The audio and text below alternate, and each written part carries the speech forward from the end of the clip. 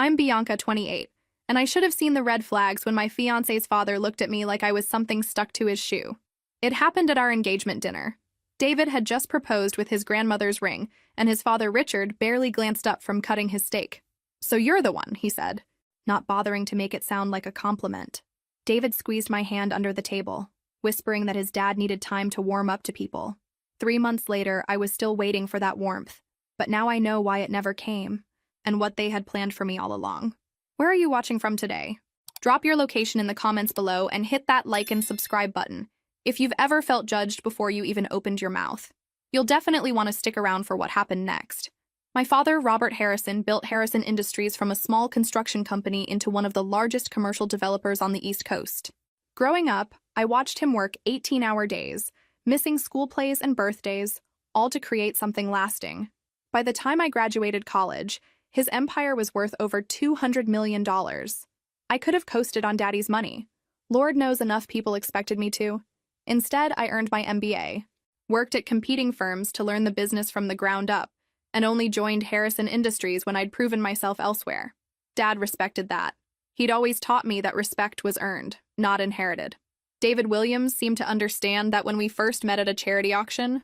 He was a marketing director at a mid-sized advertising firm, charming and ambitious. We bonded over our shared work ethic and love of old movies. He treated me like Bianca the person, not Bianca the heiress. At least I thought he did. The first time I met his family, his mother, Patricia, gushed over my vintage Chanel bag, asking where I'd gotten it. When I mentioned it was my grandmother's, she seemed impressed. Richard, however, had studied me with calculating eyes, asking pointed questions about my real job versus my family connections. "Dad's just protective," David explained later. "He built his business from nothing. He doesn't trust people who had it easy." I bit back the urge to point out that my father had also built everything from nothing, and that I'd worked plenty hard myself. Instead, I smiled and said I understood. That was my first mistake. The Williams family owned a small but struggling marketing consultancy. What I didn't know then was just how desperate they were. 3 generations of work had created a comfortable facade, but underneath they were barely keeping the lights on.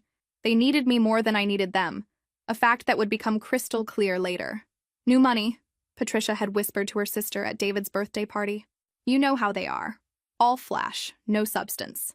I'd been in the kitchen getting more ice when I overheard. Through the doorway, I could see Richard nodding along. David could do better. Someone with real class, not just cash. The irony wasn't lost on me. My grandmother had been old Connecticut money before she married my grandfather, a first-generation Italian immigrant who'd worked construction. I had both pedigrees, but apparently neither impressed them. What I didn't realize then was that their criticism came from fear.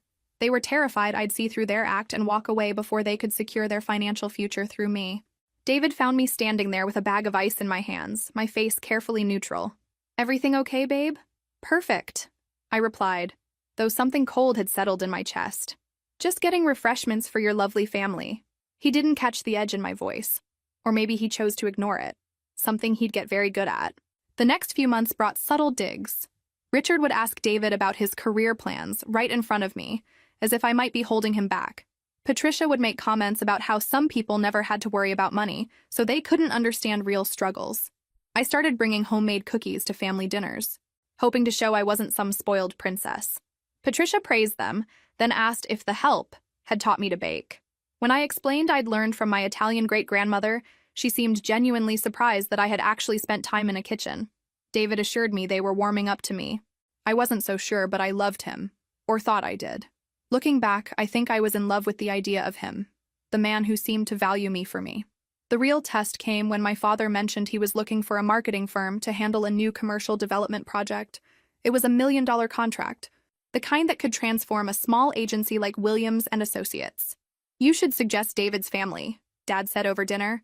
"If they're as good as you say, it could be mutually beneficial." I hesitated. Something about mixing business with these particular in-laws felt dangerous. But David was excited when I mentioned it, and his gratitude felt good after months of his family's coldness. "This could be huge for us," he said, pulling me into a hug. "Thank you for believing in us." I wanted to believe in us too. What I didn't know was that David was already calculating how to cut me out of the credit once he got what he needed. The business proposal meeting was scheduled for a Tuesday in November. My father had agreed to meet with Richard and David at our offices downtown. a courtesy he rarely extended to smaller firms. I'd arranged everything perfectly, wanting David's family to see that Harrisons took them seriously. The morning of the meeting, Patricia called. "Bianca, dear, I hope you won't be attending today's meeting. Business is so much better handled man to man, don't you think?" I paused, phone pressed to my ear. "I beg your pardon?" "Well, you understand.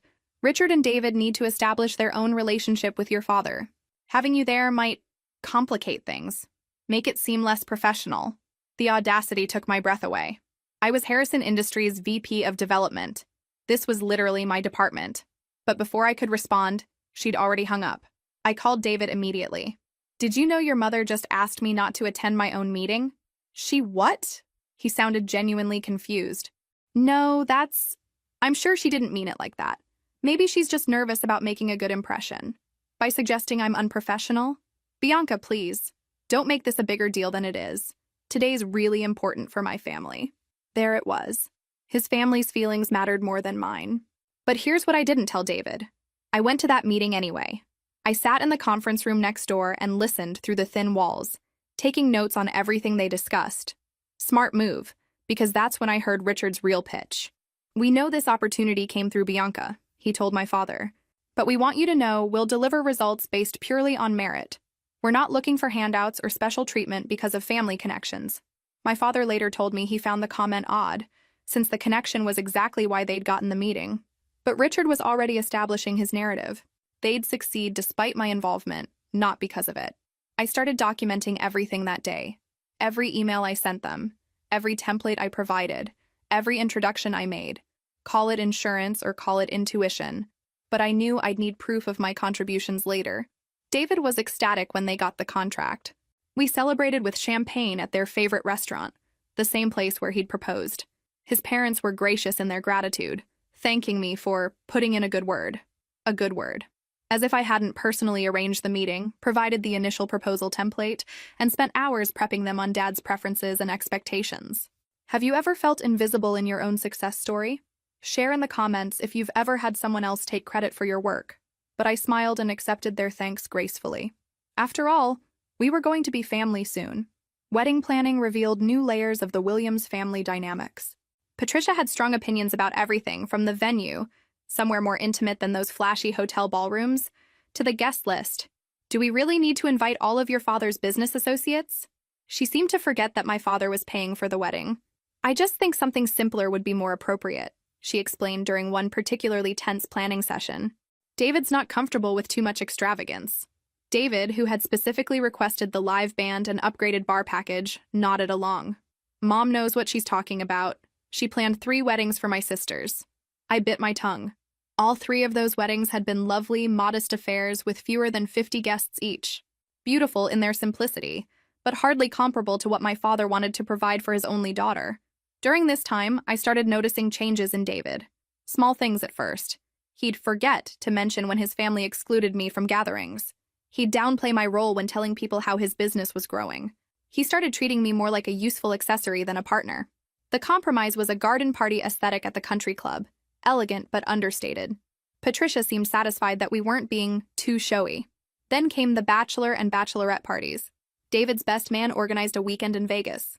Nothing too wild, just golf, good restaurants, and some casino time. I thought it sounded perfect for him. My maid of honor planned a spa weekend in Napa Valley. Wine tasting, massages, and quality time with my closest friends. Patricia somehow got wind of the plans. A spa weekend? How extravagant. And in Napa Valley, of all places. Couldn't you just do a nice dinner locally? "It's my bachelorette party, Patricia. My friends want to celebrate." Well, it just seems much, especially compared to what David's doing. People will talk about the disparity. There it was again. That constant concern about how things looked, about being too much. I was learning that in the Williams family, being successful was fine as long as you felt guilty about it. The wedding itself was beautiful. My father walked me down the aisle with tears in his eyes, proud and emotional. David looked handsome in his tuxedo, smiling as I approached. For a moment, surrounded by flowers and music and people I loved, everything felt perfect. Richard's toast at the reception was gracious, welcoming me to the family and praising David for finding someone who shared his values. Patricia dabbed at her eyes as she spoke about gaining a daughter. But during the father-daughter dance, my dad whispered something that stuck with me. "You know I love you, sweetheart. I just want you to be happy. And if anyone ever makes you feel like you need to shrink yourself to fit into their idea of who you should be, you come home. You always have a place here." I hugged him tighter, wondering why he felt the need to say that on my wedding day. Now I know, Dad had already seen what I was too in love to notice. The first year of marriage was when the mask really started slipping. We moved into a beautiful townhouse in David's neighborhood, a compromise between my downtown condo and his family's desire to keep him close by. I threw myself into making it our home. Fresh paint, new furniture, a garden that would bloom in spring. David seemed happy with the results, especially when his parents complimented my decorating skills. "You've made this place really elegant," Patricia admitted during one of their weekly dinners. Much more sophisticated than David's old bachelor pad. It was the closest thing to a genuine compliment I'd received from her in over a year. I should have enjoyed it, but by then I was starting to see the pattern. They only praised me when I was useful to them. Work was going well for both of us. The Williams agency had successfully completed their first project for Harrison Industries, and Dad had been so pleased he'd recommended them to 2 other developers. Richard's business was thriving, because of connections I'd provided, though he seemed to have forgotten that detail. David's confidence grew with his family's success, but not in a good way. He started talking about expanding the agency, maybe hiring additional staff. He'd always been ambitious, but now he carried himself differently, more entitled, more dismissive of my contributions. The change was subtle at first. He'd correct me when I told stories about our dating life, insisting his version was more accurate. He'd make decisions about our social calendar without consulting me, assuming I'd be flexible with my schedule since my job was more accommodating. When I pointed out that I was actually quite busy with several major projects, he'd laugh it off. "Come on, babe, it's not like you're going to get fired if you take a long lunch." The implication stung. Yes, my father owned the company, but I'd earned my position. I worked as hard as anyone else there, often harder because I felt the need to prove myself constantly. But David didn't see it that way. To him, my job was a hobby that my father indulged. His work was the real career, the one that mattered. The shift became more noticeable during family gatherings. Richard would ask David about his projects with Harrison Industries, as if David had personally landed and managed every contract. When I'd try to add details about the development process or timeline, David would speak over me or redirect the conversation. "Bianca doesn't handle the day-to-day stuff," he'd explain. "That's more my area."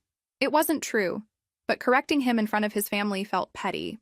So I smiled and stayed quiet, letting him have his moment, while mentally adding each slight to my growing file of evidence. My father noticed the change during one of our monthly lunch meetings. "You seem different lately," he observed, studying me over his coffee cup. "Everything okay at home?" "Fine," I assured him. "Marriage is just an adjustment." "Is it?" His expression suggested he wasn't buying it. "Because Richard Williams called me yesterday to discuss expanding their contract." He spoke as if David was the primary point of contact for all their Harrison projects. Heat rose in my cheeks. "David's very involved in the relationship. I'm sure he is. But you're my VP of development, Bianca. These are your projects. Don't let anyone convince you otherwise." His words stayed with me as I drove home that evening. When had I started allowing David to take credit for my work? And why did it feel so difficult to reclaim it? The answer was simple. I was still hoping the man I'd married would remember he loved me more than he loved what I could provide. By early December, the Williams family's financial situation had completely transformed. Richard's struggling consultancy was now a thriving agency with a waiting list of clients. They'd moved to a larger office, hired additional staff, and were planning their expansion to Atlanta, all built on contracts I had secured for them. The invitation to their Christmas dinner arrived in November, beautifully calligraphed on expensive stationery. Patricia had outdone herself, planning what she called a proper family celebration at their home. "It's going to be wonderful," David said, showing me the invitation. "Mom's been planning this for months. She really wants to show how much you mean to our family." Something in his tone made me look up from the financial reports I'd been reviewing. There was an excitement there, but also something else. Nervousness, guilt. How many people will be there? Just the immediate family. My parents, my sisters, and their husbands, a few cousins, maybe 20 people total. The number seemed reasonable, but something nagged at me. I'd learned to trust my instincts when it came to the Williams family. They never did anything without multiple layers of meaning. "This is quite fancy for a family dinner," I observed, studying the invitation. "Mom just wants everything to be perfect. She's really grateful for how much the business has grown this year." Grown. Not how much you've helped us grow, or thanks to your connections. Just grown. As if it had happened naturally. December flew by with work deadlines and holiday preparations. Dad's company was closing 3 major deals before year-end, which meant long days and plenty of stress. The Williams agency was also busy, riding the wave of success from their Harrison contracts, and several new clients I'd quietly referred to them. 2 weeks before Christmas, I made an interesting discovery. My assistant mentioned that Richard Williams had been calling other Harrison Industries executives, introducing himself as their strategic marketing partner, and downplaying my role in their relationship. That's when I knew something big was coming. They weren't just taking credit for my work, they were actively trying to erase me from the business relationships I'd created. The week before Christmas, David seemed unusually attentive. He brought me coffee in the mornings, suggested we watch my favorite movies, even offered to help with my Christmas shopping. "You've been working so hard lately," he said, massaging my shoulders as I reviewed contracts at our kitchen table. "You deserve to be spoiled a little." It felt good to have his attention again, but there was something performative about it, like he was following a script. "Tomorrow's going to be perfect," he kept saying about the dinner. Mom's really outdone herself this time. I went to bed feeling uneasy about the evening, but looking forward to finally feeling like part of his family. I had no idea they were planning to cut me out of it forever. Christmas Eve morning, I had an early meeting with my father to finalize some year-end contracts. As I was leaving his office, he stopped me. "Sweetheart, there's something I need to tell you. Richard Williams has been reaching out to our other executives, suggesting that future contracts go directly through him instead of your department." My blood turned cold. "What did you tell them?" "I told them that all Harrison business goes through my VP of development. You. But Bianca, be careful. I don't like what I'm seeing from that family." "What do you mean?" Dad studied my face for a moment. "I've been in business for 30 years. I know when someone's positioning for a takeover. They're trying to cut you out of your own deals." I spent the day thinking about his words while I finished up work. By the time I got home to get ready for dinner, I'd made a decision. Whatever the Williams family had planned tonight, I was going to be ready for it. I chose a burgundy silk dress that I'd worn to company galas, paired with pearl earrings my grandmother had left me. Elegant, but not ostentatious. Perfect for a family dinner. Or a declaration of war. David had already gone to help his mother with preparations, kissing me goodbye with that same strange excitement from the night before. "Wear something nice," he'd said. Mom specifically mentioned she hoped everyone would dress up. When I arrived at the Williams house, it was clear this wasn't the intimate family dinner David had described. Cars lined the street, and through the windows I could see at least 30 people moving around inside. David met me at the door, handsome in a navy suit I'd never seen before. "You look beautiful," he said, kissing my cheek. But his eyes held something I couldn't quite identify. Guilt? Relief that I'd shown up for whatever they had planned? "Thank you. Quite a crowd for a family dinner." "Yeah, it kind of grew. You know how these things happen." "No," I thought. "I know how Patricia Williams happens. Nothing she did was accidental." The living room was packed with people I recognized, and several I didn't. Not just immediate family, but neighbors, family friends, business associates. Several people I recognized from the marketing industry, some of whom had been calling Richard about potential contracts. This wasn't a family dinner. This was a networking event designed to establish Richard and David as the faces of their success story, and I was about to become the footnote that they erased. What do you think will happen next? Drop your predictions in the comments below. The evening unfolded exactly as I'd suspected it would. Dinner was served buffet style with professional catering, a far cry from the homemade family meal Patricia had described. People clustered in small groups with their plates, and every conversation I tried to join seemed to exclude me. I found myself standing alone by the fireplace, watching David work the room like a politician. Every few minutes, someone would approach him with congratulations or questions about his remarkable business growth. "Bianca, dear, you look a bit lost." Patricia appeared at my elbow with a wine glass. "Here, try this. It's from a vineyard Richard's been wanting to invest in." The wine was expensive, probably more than most people spent on a month of groceries. Another sign that this evening was about displaying their newfound wealth. "It's lovely. Patricia, I have to ask. This is quite different from the intimate family dinner David described." Her smile tightened almost imperceptibly. "Oh, you know how these things grow. Word got out about our little celebration, and people kept asking to join. We couldn't very well turn away friends and colleagues." "Celebration of what? Exactly?" "Why, David's incredible success this year. The business has been doing so wonderfully. Richard thought it was time to acknowledge how far he's come." That cold feeling in my stomach intensified. David's success. Not our success, not the family business success, but specifically David's individual achievement. Across the room, I could see my husband holding court near the dining table. Richard stood beside him, one hand on David's shoulder in a paternal gesture of pride. They were telling a story that had everyone laughing and nodding appreciatively. I moved closer to hear, and that's when I got my first real taste of what they'd planned. Took real vision to see the potential, Richard was saying. David spotted an opportunity with Harrison Industries and pursued it relentlessly. That's the mark of a true entrepreneur, seeing possibilities others miss. Dad, come on, David protested modestly, but his pleased expression betrayed how much he was enjoying the attention. It was just good timing and smart networking. Nonsense. You earned every single contract through pure merit. No shortcuts, no favors, just talent and determination. The lies hit me like physical blows. I stood there listening to them completely rewrite history, erasing my contributions from the story of their success. A woman I didn't recognize approached me. You must be so proud of your husband. David was just telling us how he built this business from nothing. It's inspiring to see someone work so hard and achieve their dreams. I managed a tight smile. He certainly has worked hard. And you've been so supportive. Oh, I'm sure. It must be wonderful having a husband who's really making something of himself. The comment was meant as a compliment, but it revealed how thoroughly they'd established their narrative. I was the supportive wife, cheering from the sidelines while my brilliant husband built his empire.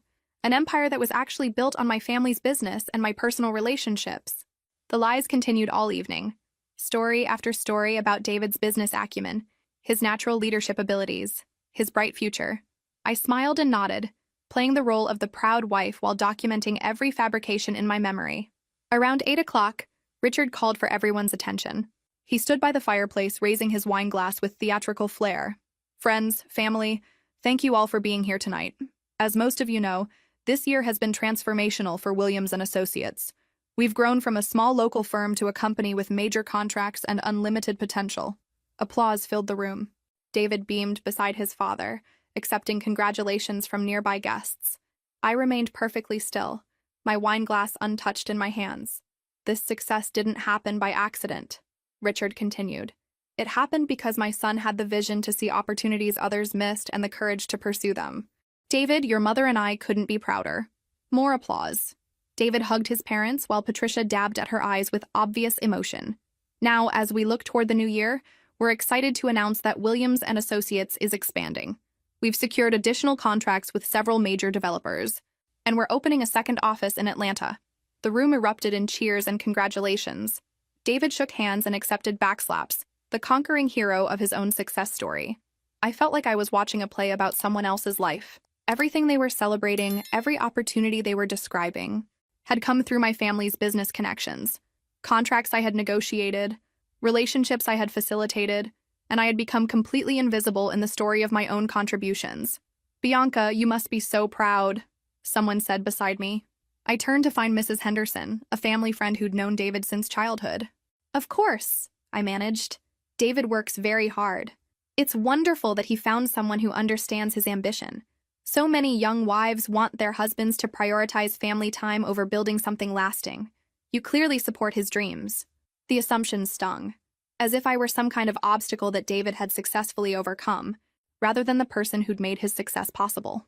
I excused myself and stepped onto the back patio, needing air and space to think. Through the glass doors, I could see David still surrounded by well-wishers, still basking in praise for achievements that weren't entirely his own. My phone buzzed with a text from my father. Hope you're having a wonderful evening, sweetheart. Remember what I told you this morning. His warning about them cutting me out suddenly felt prophetic. This entire evening was designed to establish David as the architect of his own success, with me relegated to the role of grateful beneficiary of his achievements. But they'd made one crucial mistake. They'd gotten so caught up in their own performance that they'd forgotten I wasn't actually helpless. I was Robert Harrison's daughter, and I'd learned a few things about business strategy over the years. Time to remind them of that fact. I was still outside when David found me 20 minutes later. His face was flushed with wine and excitement, his eyes bright with the satisfaction of being the center of attention. There you are. I've been looking everywhere for you. Mom wants to make a toast to thank you for all your support this year. Support. I turned the word over slowly. Is that what we're calling it? His expression shifted slightly. What do you mean? I mean the contracts you're celebrating tonight. The ones that supposedly demonstrate your remarkable business vision. Tell me, David, do you actually believe you earned those on your own merit? The question hit him like cold water. His celebratory mood faltered, and I saw him calculating his response. Of course I worked for them. We both did. Both of us? I raised an eyebrow. Because from where I've been standing all evening, it sounds like you did everything single-handedly. Amazing vision, pure talent, no shortcuts or favors. He glanced toward the house where his celebration was waiting. Bianca, why are you doing this?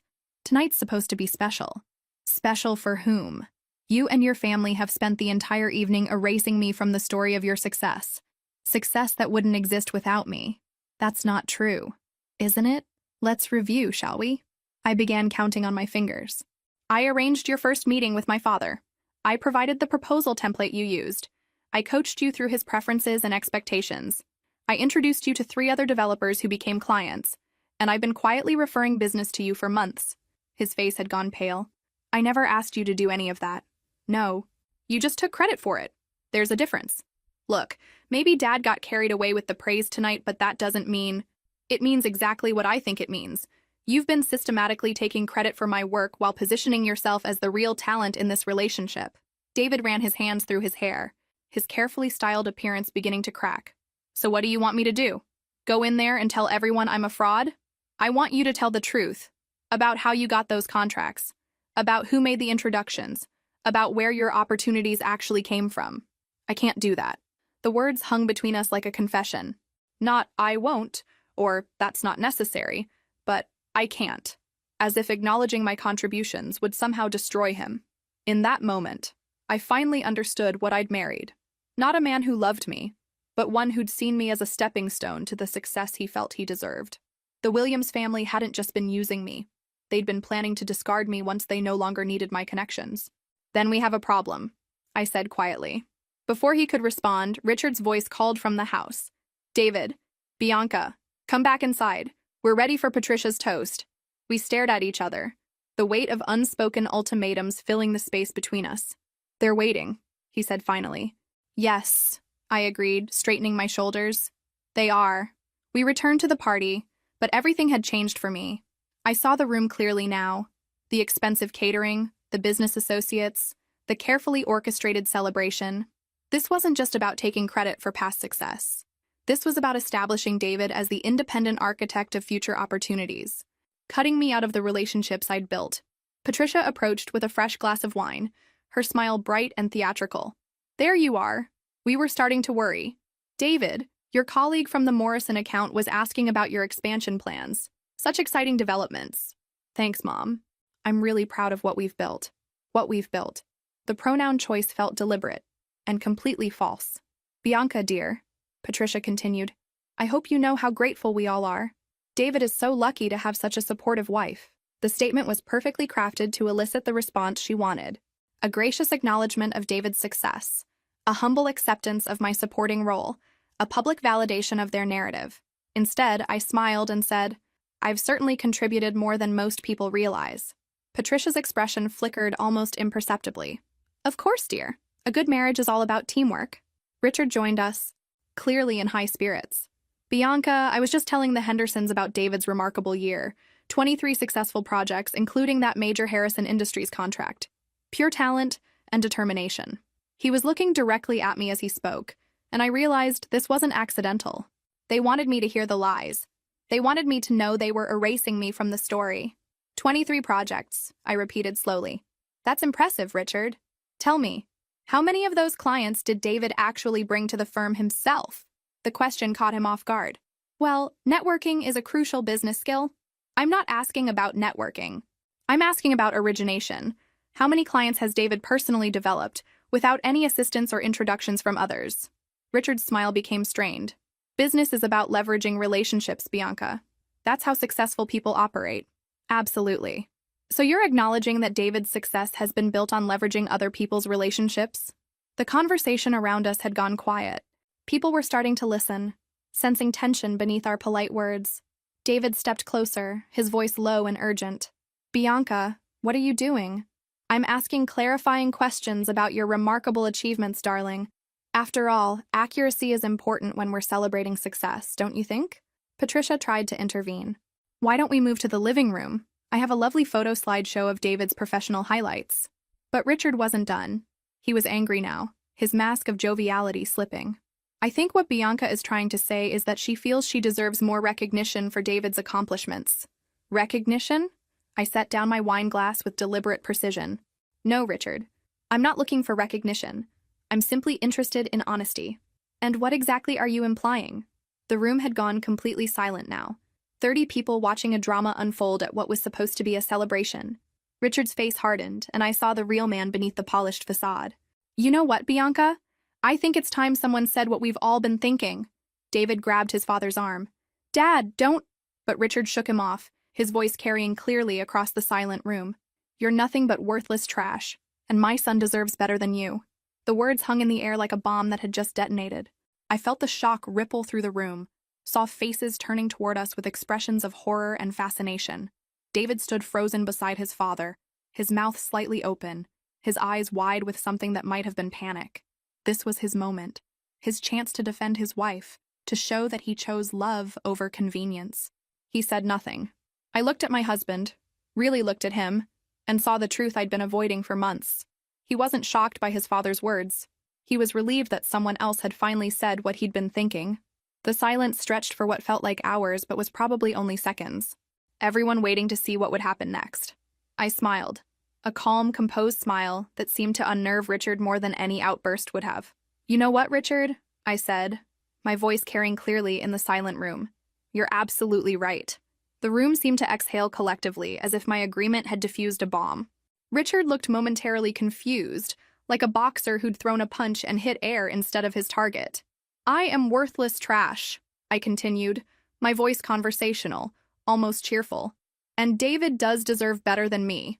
I turned to look at my husband, who was still standing there like a statue. Don't you think so, sweetheart? Your father's assessment seems quite accurate. David's mouth opened and closed, but no sound came out. The man who'd been so eloquent all evening accepting praise had apparently lost his voice. In fact, I continued, addressing the room now, I think David deserves someone who can truly appreciate his remarkable talent for... What was it, Richard? Seeing opportunities others miss? A few nervous laughs from the crowd, people unsure whether this was still a fight or had become something else entirely. Someone who can properly value his gift for building relationships and securing contracts entirely through his own merit. I picked up my purse from the side table where I'd set it earlier. Someone who won't hold him back from the success he so clearly deserves. Patricia stepped forward, her face a mask of false concern. Bianca, dear, you're being dramatic. Richard didn't mean... Oh, but he did mean it, I interrupted gently. And he's absolutely right. I am trash. The kind of trash that arranges meetings, provides templates, makes introductions, and secures million-dollar contracts. Completely worthless. The sarcasm was so thick you could cut it with a knife, but I delivered every word with a sweet smile. So, I'm going to do you all a favor and remove myself from David's bright future. I slung my purse over my shoulder and headed toward the door. After all, you wouldn't want worthless trash cluttering up your success story. Richard's face had gone from smug to alarmed. Now wait just a minute. No need to see me out, I called over my shoulder. I know the way. I walked through that room of 30 stunned people with my head high and my dignity intact. As I reached the front door, I heard David finally find his voice. Bianca, wait. Don't be so dramatic about this. I turned back one last time, looking at the man I'd thought I'd married. Dramatic? No, David, this is just practical. Your family wanted me gone, and now I am. Congratulations on getting exactly what you wanted. The door closed behind me with a satisfying click. I sat in my car for exactly 30 seconds, allowing myself that moment to process what had just happened. Then I pulled out my phone and made a call. Dad, it's me. Yes, I know it's late. Listen, I need you to call Richard Williams first thing Monday morning and cancel all Harrison Industries contracts with his firm. There was a pause. Everything okay, sweetheart? It will be. I'll explain everything tomorrow. Oh, and Dad, make sure you mention that the decision came directly from your VP of Development. I hung up and started the car, but I wasn't done. I had one more call to make. Morrison Development? This is Bianca Harrison from Harrison Industries. I know it's Christmas Eve, but I need to speak with someone about your marketing contracts. By the time I got home, I'd made 6 calls.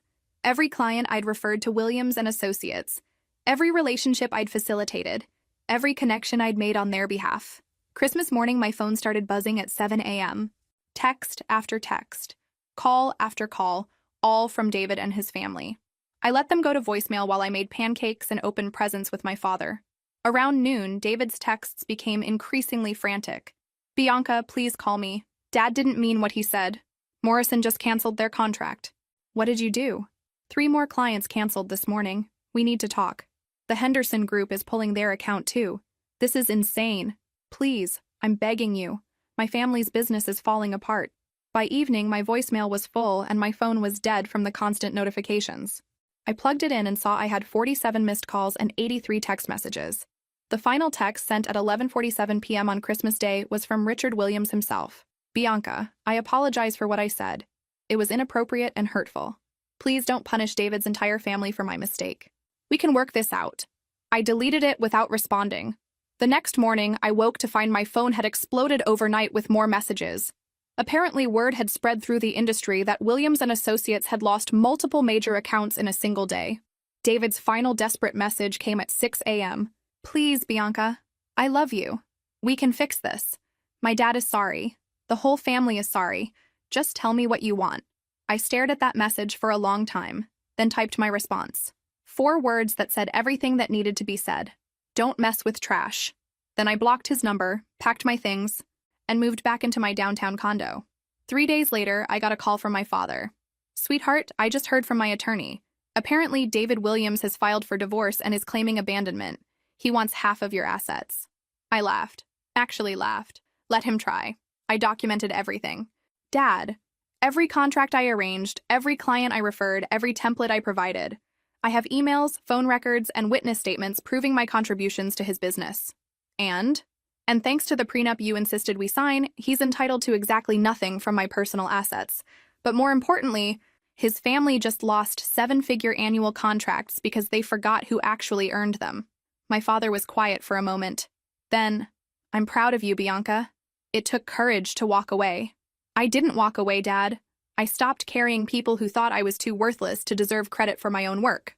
6 months later, I heard through mutual acquaintances that Williams and Associates had filed for bankruptcy. David was working as a marketing coordinator at a small firm in the suburbs, making about 1/10 of what his family's business had been bringing in during their Harrison Industries days. Patricia had to go back to work as a receptionist. Richard was driving for a rideshare service to pay their mortgage. As for me, I'd been promoted to Senior Vice President of Development and was leading Harrison Industries' expansion into 3 new markets. My father had publicly credited me with developing our most successful client acquisition strategies. I never responded to any of David's messages, never acknowledged his divorce papers except through my attorney, never gave him the satisfaction of knowing how much his family's betrayal had hurt.